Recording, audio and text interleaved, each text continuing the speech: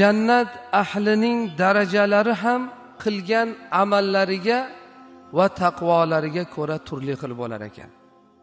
Demak, jannatda nimasi bor ekan? Darajotlari bor ekan.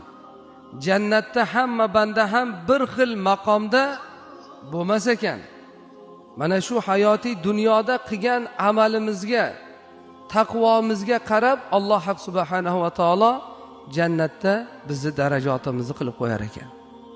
Ana shu haqda ham payg'ambarimiz sollallohu alayhi va sallamning o'zlari Uboda ibn Somit radhiyallohu anhu dan rivoyat qilingan hadisda shunday marhamat qiladilarki, al jannatu mi'atu darajatin dedilar.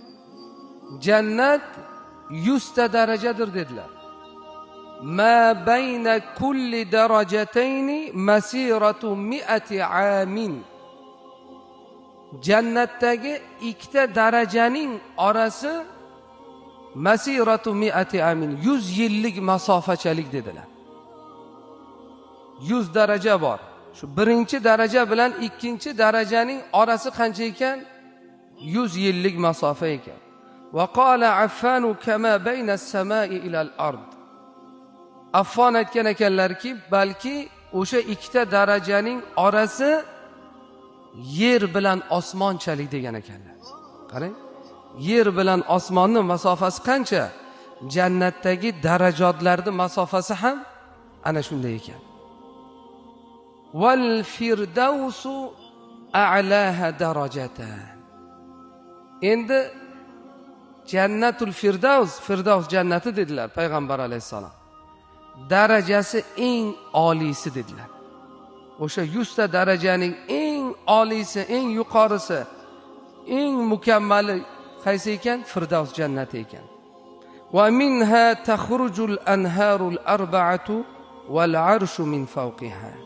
Ana shu jannatul firdavsdan 4 ta anhor chiqadi va uning ustida arsh bordir dedilar payg'ambar alayhisalom. Fa iza sa'altumulloha ta'ala fas'aluhul firdausa. Agar Alloh taolodan jannatni so'raydigan bo'lsangiz, Firdaus jannatini so'rang dedilar payg'ambar alayhisalom. Ya'ni so'rasangiz eng yaxshisini so'rang. Eng yaxshisi qaysi jannat ekan? Firdaus jannatlari ekan. Alloh taolo bu dunyoda mana shunday baytlarda jamlagani kabi inshaalloh Firdaus jannatlarda ham mana shu jamoat bilan birga jamlasin.